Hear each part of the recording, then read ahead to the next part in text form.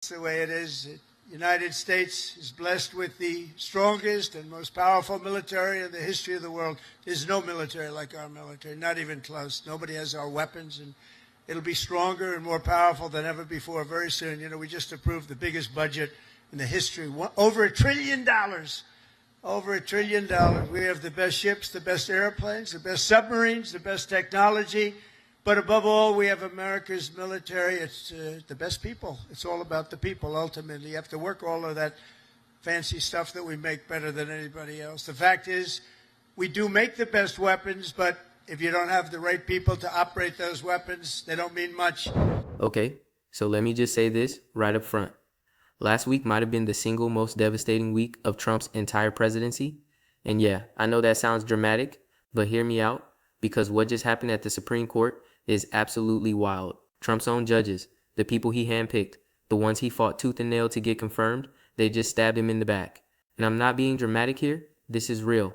The Supreme Court just issued a ruling that basically says Trump doesn't have the power he thought he had. And get this, 3 of his own appointees voted against him. Let that sink in for a second. 3 of his own judges. Now the MAGA world is losing its mind. Social media is exploding.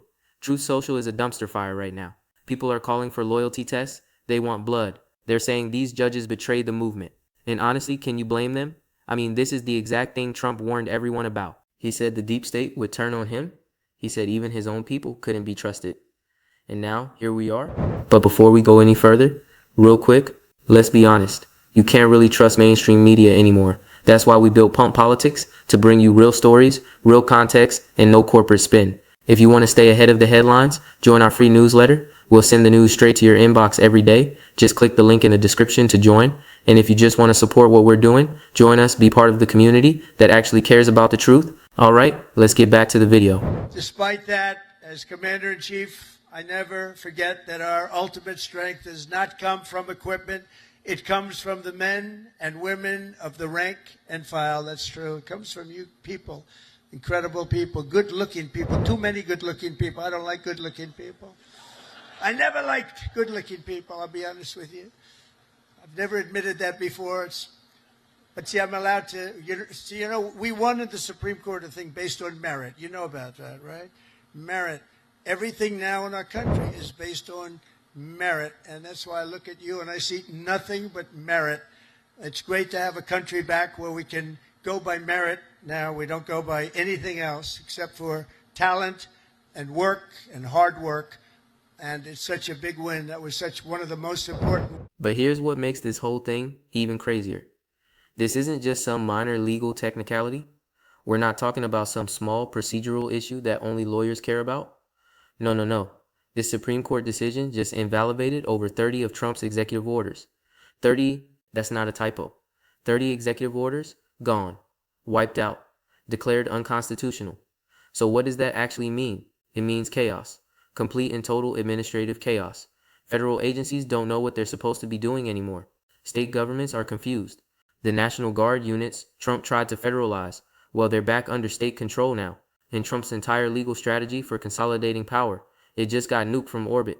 And the timing, oh man, the timing couldn't be worse for Trump. We're heading into the 2026 midterms. His approval numbers are already shaky.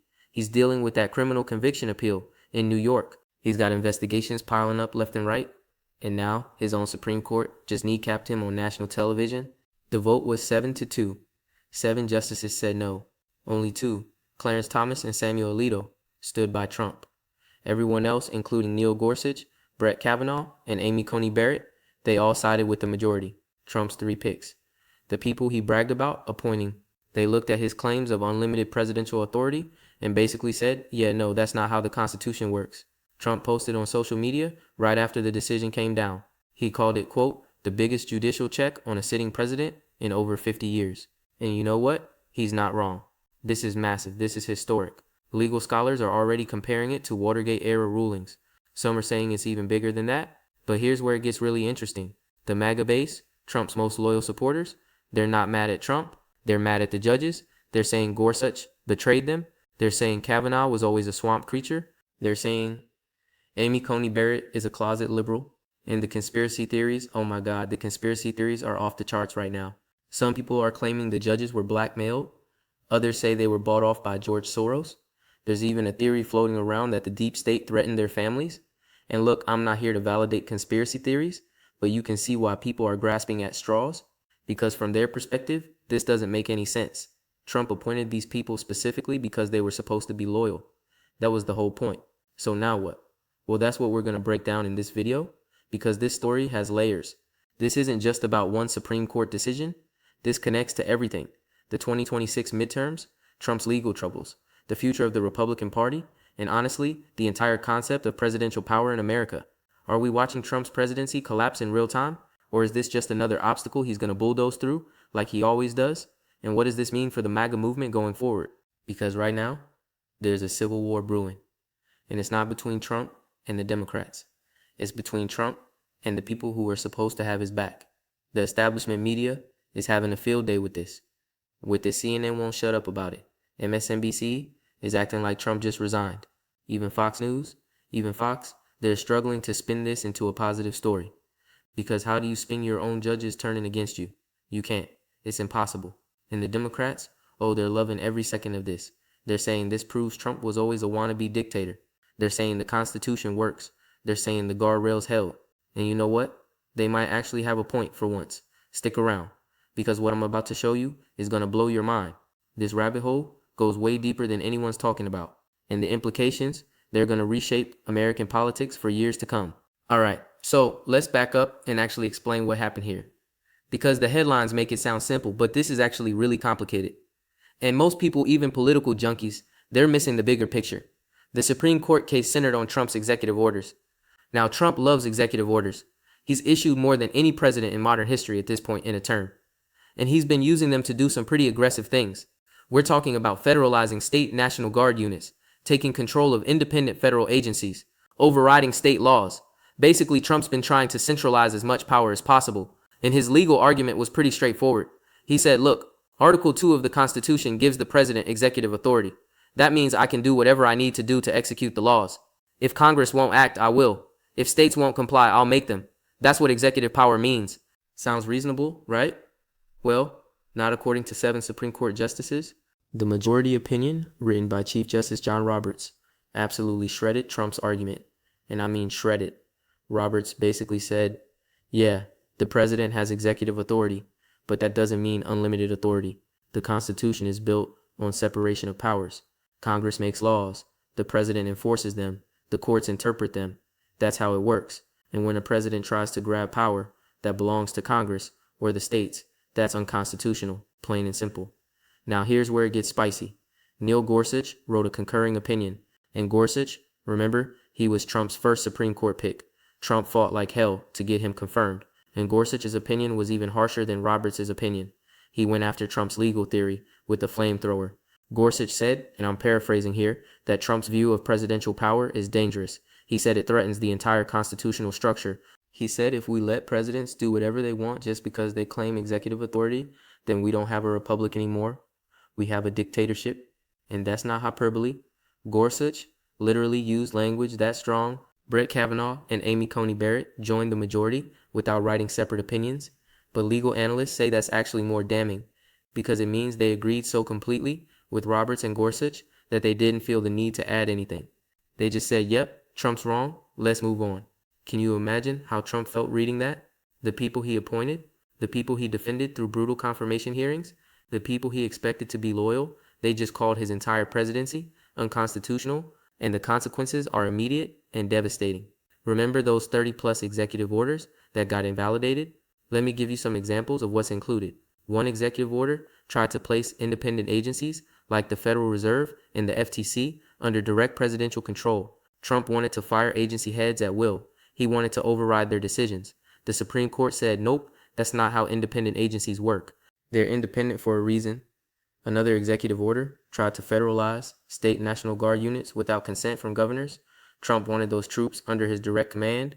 The court said absolutely not. That violates state sovereignty and the constitutional balance between federal and state power. There were executive orders about immigration enforcement, about environmental regulations, about labor laws, about healthcare, all gone, all declared unconstitutional, all struck down in one massive ruling. And here's what nobody's talking about. This ruling doesn't just affect Trump, it affects every future president. The Supreme Court just set a precedent that will limit executive authority for decades, maybe forever. They basically said, we're not letting presidents become kings, no matter which party they're from. So why did Trump's judges turn on him? That's the million-dollar question. And there are a few theories floating around. Theory 1, they're actually principled conservatives who care about the Constitution more than loyalty to Trump. I know that sounds crazy to a lot of people. But maybe, just maybe, Gorsuch and Kavanaugh and Barrett actually believe in separation of powers. Maybe they looked at Trump's legal arguments and thought, this is wrong, we have to rule against it, even if it hurts the president who appointed us. Theory 2, they're worried about their legacies. Supreme Court justices serve for life. They know their decisions will be studied for generations. Maybe they don't want to be remembered as the judges who let a president become a dictator. Maybe they're thinking long-term instead of short-term. Theory 3, and this is the one MAGA supporters believe, they were always establishment plants. They were never really MAGA. They just pretended to be conservative to get confirmed.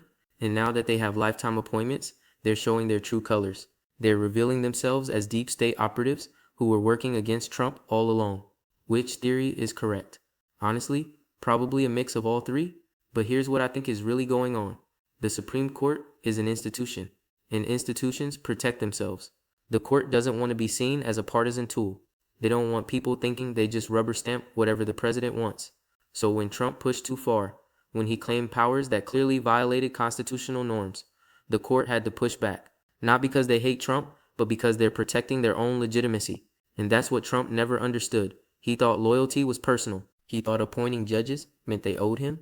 But Supreme Court justices don't work like that. Once they're on the bench, they don't answer to anyone. Not the president, not Congress, not voters.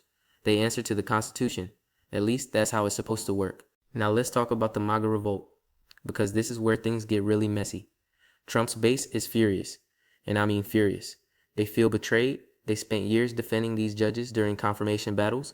They argued that Gorsuch was brilliant, that Kavanaugh was unfairly attacked, that Barrett was the perfect conservative justice. And now, those same judges just voted against Trump. So what are MAGA supporters calling for? Loyalty tests. They want future judicial nominees to pledge personal loyalty to Trump. They want promises that judges will rule in Trump's favor. They want guarantees that conservative judges will actually be conservative. And here's the problem with that. Loyalty tests are unconstitutional. Judges are supposed to be independent. They're supposed to rule based on law, not based on politics. If we start requiring judges to pledge loyalty to politicians, we don't have a justice system anymore. We have a sham court that just does whatever the president wants. But try explaining that to someone who's convinced the deep state is destroying America. Try explaining judicial independence to someone who thinks the entire system is rigged against Trump. It doesn't matter how logical your argument is. They're not listening. They're in full-on conspiracy mode now. And Trump, to his credit, he's not backing down. He posted that this decision will trigger additional legal challenges and congressional investigations. He's talking about impeaching judges. He's floating the idea of court packing. He's suggesting constitutional amendments to limit judicial power. Some of these ideas are bonkers. Some of them are potentially legitimate policy discussions. But all of them show that Trump is not taking this lying down. He's going to fight back. And that means more chaos, more legal battles, more constitutional crises. The interesting thing is, this isn't even the first time Trump has clashed with the Supreme Court. Earlier this year, the court ruled against him on several other issues. But those were smaller cases. Those didn't invalidate dozens of executive orders. Those didn't fundamentally reject his entire theory of presidential power. This case is different. This case draws a line in the sand. And that line says, Mr. President, you've gone too far. We're not going to let you do this. Even if you appointed us, even if your supporters hate us for it, we're doing our job. The 2026 midterms just got a whole lot more interesting because now Republicans have to decide, are they the party of Trump or are they the party of the Constitution? Can they be both? And if they can't be both, which one do they choose? Okay, so let's break this down into simple terms because I know I've thrown a lot at you and I want to make sure we're all on the same page about what this actually means. First, Trump's presidency just got neutered. I don't say that lightly, but when you lose 30 plus executive orders in one Supreme Court ruling, when your own appointees vote against you, when your legal strategy gets completely demolished, yeah, you've been neutered. Trump can still do plenty of things as president, but his ability to act unilaterally, to bypass Congress, to override states, that's basically gone now. Second, the Republican Party is in crisis. And I'm not talking about the normal political drama. I'm talking about an existential crisis. Because the MAGA base now distrusts everyone. They don't trust Democrats. Obviously, they don't trust the media. That's been true for years. They don't trust federal agencies. No surprise there.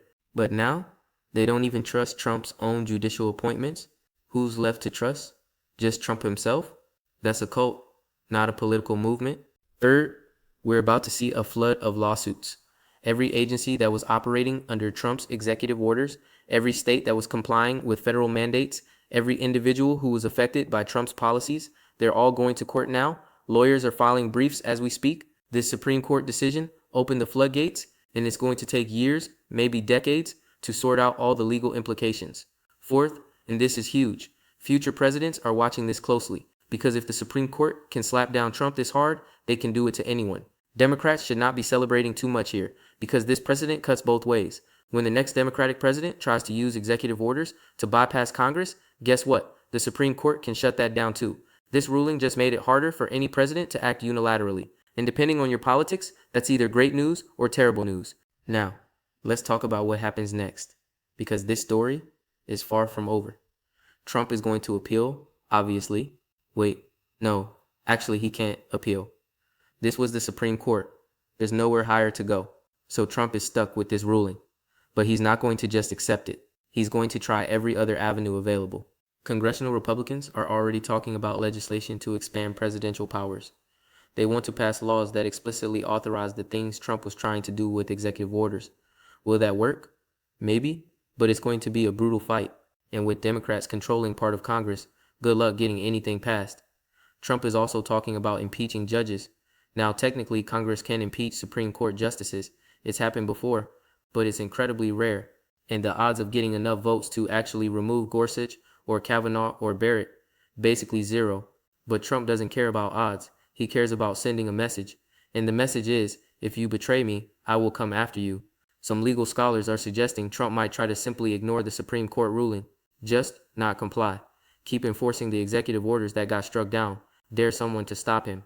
And honestly, that's terrifying. Because if a president starts ignoring Supreme Court rulings, we're in constitutional crisis territory. We're talking about a complete breakdown of the rule of law. Will Trump actually go that far? I don't know, but he's unpredictable enough that we can't rule it out. Let's also talk about the 2026 midterms, because this Supreme Court decision just became the defining issue of that election cycle. Democrats are going to run on protecting constitutional checks and balances. They're going to say, look, even Trump's own judges agree he went too far. We need to elect Democrats to provide oversight. Republicans are going to run on judicial betrayal. They're going to say, the swamp is so deep that even conservative judges turned on Trump. We need to elect more MAGA loyalists to Congress to fight back. And voters. Honestly, voters are probably just confused. Most people don't follow Supreme Court cases closely. They see a headline about Trump losing a case, but they don't understand the nuances. They don't get why this is different from every other legal battle Trump has been in. So both parties are going to have to do a lot of explaining. And whoever explains it better, whoever frames the narrative more effectively, they're probably going to win.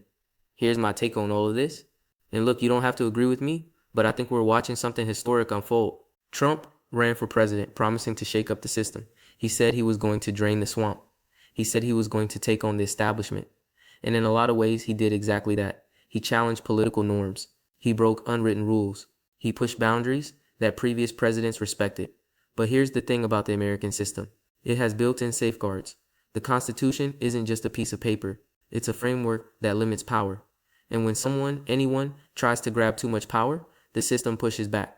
That's what we're seeing now. The Supreme Court is doing its job. Even if Trump doesn't like it, even if MAGA supporters don't like it, the court is protecting the constitutional structure. Does that mean the system is perfect? Hell no. There are plenty of problems with how our government operates. Plenty of ways the system fails ordinary people. But this, what happened last week. This is the system working. This is checks and balances in action. And yeah, it's messy. It's chaotic. It's causing a revolt among Trump supporters. But that's democracy. Democracy is messy. It's supposed to be messy. When it's too neat and tidy, when everyone just falls in line, that's when you should start worrying. So where does Trump go from here? Honestly, I have no idea. He's the most unpredictable political figure in modern American history. He could double down and fight this tooth and nail. He could pivot and find a new strategy. He could implode and take the whole Republican Party down with him. All of those outcomes are possible. But here's what I do know. This Supreme Court ruling changed everything. Trump's second term is never going to be the same after this. His relationship with the judiciary is permanently damaged. His ability to govern unilaterally is gone. And his hold on the Republican Party, well, that's shakier than it's ever been. The MAGA revolt is real, and it's growing. And Trump better figure out how to handle it fast. Because if he loses his base, if they start turning on him the way they turned on his judges, he's done. Not just politically. I mean completely done. Look, Trump has survived scandals that would have destroyed any other politician. He's bounced back from losses that seem fatal. He's defied political gravity more times than anyone can count. So maybe he'll survive this too. Maybe he'll find a way to spin this into a victory. Maybe he'll use this to rally his base even harder. But I gotta be honest, this feels different. This isn't just another controversy. This isn't just another news cycle that'll blow over. This is a fundamental rejection of Trump's entire approach to governing. And it came from his own people. The judges he appointed, the ones he trusted. They looked at what he was doing and said, no, that's gonna leave a mark. That's gonna have consequences. And those consequences are gonna ripple through American politics for years. So what should you take away from all this? Here's what I think. Pay attention to the Supreme Court, because what they do matters. It matters more than most people realize. These 9 people have more power than almost anyone in government. And when they make a decision like this, when they draw a line and say a president has gone too far, that's a big deal. Pay attention to the MAGA movement, because they're not going away. They're angry, they're organized, and they're looking for someone to blame. If they decide the problem isn't Trump, if they decide the problem is the entire system, that could get dangerous real fast. And pay attention to what happens next, because Trump's not done. He's never done. He's going to fight this ruling in every way possible. He's going to try to work around it. He's going to push the boundaries again. That's what he does.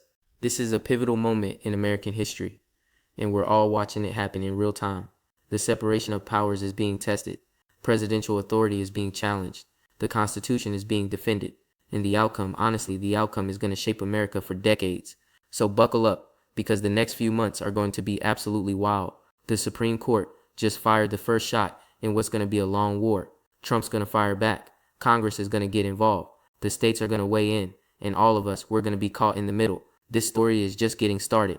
And trust me, you're not going to want to miss what happens next. Because whatever you think about Trump, whatever you think about the Supreme Court, whatever you think about American politics, this is history happening right in front of us. And it's going to be one hell of a ride.